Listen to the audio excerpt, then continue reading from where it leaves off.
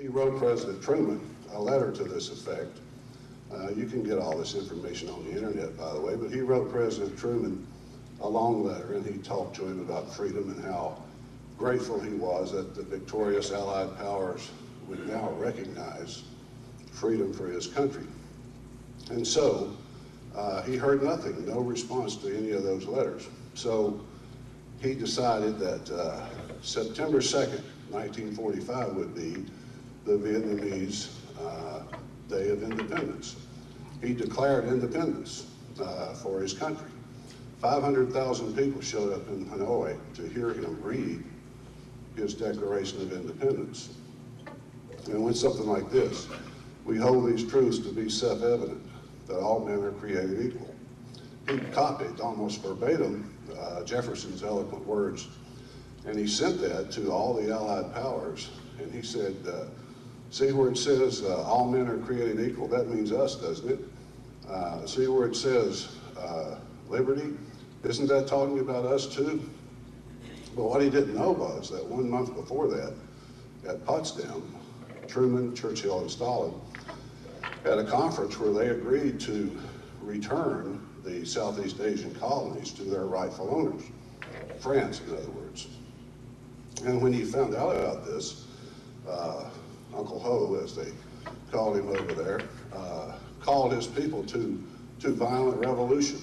And so, from early 1946 until 1954, he fought an open war against the French, trying to evict them from his country. All this time, the United States is supplying military aid in the form of money and advisors to the French. By the way, there's an interesting book by a man named Steve Prouty. It's about the CIA, and I think it's called Washington and the CIA. But he talks about the OSS, which was the forerunner of the CIA. Before it was disbanded at the end of World War II, the OSS, he says, gave tons and tons of munitions that were originally set to go to the Marines and soldiers fighting on Okinawa.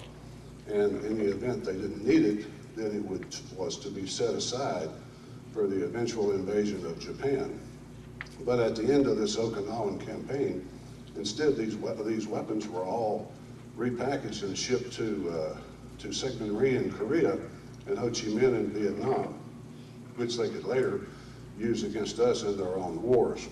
That's what this man says. But the long and short of it is, the first American soldier was killed in Vietnam in 1946. He was an Army major who the Viet Minh mistook as a French officer. But in 1954, which brings us to our point, the French had been trying to lure the Vietnamese army into a pitched battle for many years. But General Giap, the Vietnamese commander, was too smart. He was a guerrilla fighter. But the French commander, a man named Christian de Castries, took 15,000 French legionnaires and paratroopers into a remote valley west of the post, which he named after his favorite French mistresses. Elaine, there were 2 Elaines and other French names, but the Vietnamese put together an army, 70 to 80,000 men, and they surrounded the space. It was a very poor location defensively because it was in a valley surrounded by high jungle mountains with rivers and so forth. General Giap had 200 heavy artillery pieces that he moved by hand into these mountains overlooking the French outposts. And once those artillery pieces were in position, the French were doomed. They captured the airfields, they diverted rivers and flooded the valleys so that it was a sea of mud. They dug trenches and tunnels to get closer to the French lines. And one by one, they conquered these outposts until finally, this siege started in March 12th, I think, of 1954, and it lasted 56 days. And one artillery round every 6 seconds fell on the French for 56 days. But on May 7th, the French surrendered, having 5,000 dead, and they surrendered an army of 10,000 men, half of them wounded. And only about 3,900 men ever made it back to France alive. But to show you how sometimes victory can be snatched from defeat, Joseph Darrell, the French premier, went into the General Assembly dressed completely in black that day, and he walked up on the stage, much as I'm doing today, and he called the nation to mourning.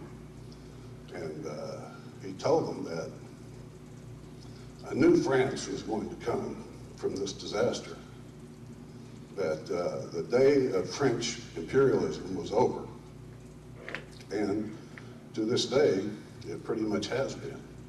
You know, you can travel in Paris today, and you can hardly go a block without seeing a monument to some great slaughter that's occurred over the years, but there's no monument to this battle. There's no marker in France that commemorates the dead at the Indian coup, but it was a seminal point in history because this peasant army had driven from their country one of the great powers in the world. It was the beginning of a long chain of events because the United States, a conference was held immediately after this. The French made a deal with the Vietnamese. Give us our 3,900 prisoners, the ones that are surviving, and we'll leave your country. And they did. We made a similar deal several years later, if you recall. But immediately after this battle, another conference was held in Geneva, trying to decide who would run this country now. And so it was divided again, this time at the 17th parallel. And the Buddhist South and the Communist North were divided. The Catholics from the North moved south in anticipation of what was coming. And of course, Uncle Ho never missed a beat. He just continued his war against whoever happened to be there, trying to unify his country and drive out the people that he considered to be colonial oppressors. And we were more than happy to fill that role. We just stepped right in, and we started losing people over there in 1959. So it's a long war, it has been a long war. And you can see the pictures now today of President Kennedy huddling in his office with his advisors, trying to decide what should we do here. These communists are going to invade the South, and dominoes will start to roll, and before you know it, they'll be taking over California. But anyway, Robert McNamara, a reasonably wicked man if there ever was one, he died recently, but McNamara, as much as any other person, was responsible for the 58,000 dead Americans, and God only knows how many Vietnamese, maybe 2 million. But to back up just for a second, this guy, General Giap, this guerrilla fighter, I mean, he had no formal military training, apparently, and his tactics were fairly simple. Fight as long as necessary, take as many casualties as necessary until you prevail. He tried these same tactics against the Americans several times in Vietnam, and he was almost annihilated by the fighting spirit of the American soldier and the overwhelming power of technology and air power. But opposition to the war at home brought about the success of his tactics. Eventually, people get sick of killing. And see, that brings me to my point, because this war was fought in the living rooms of every American. You could not turn on your television without seeing pictures of burned children and dead bodies. That is war, but we don't see that today. When we turn on our TV today, we don't see burned babies and dead bodies. Oh, occasionally you'll read about casualties, but for the most part, it's a long way away.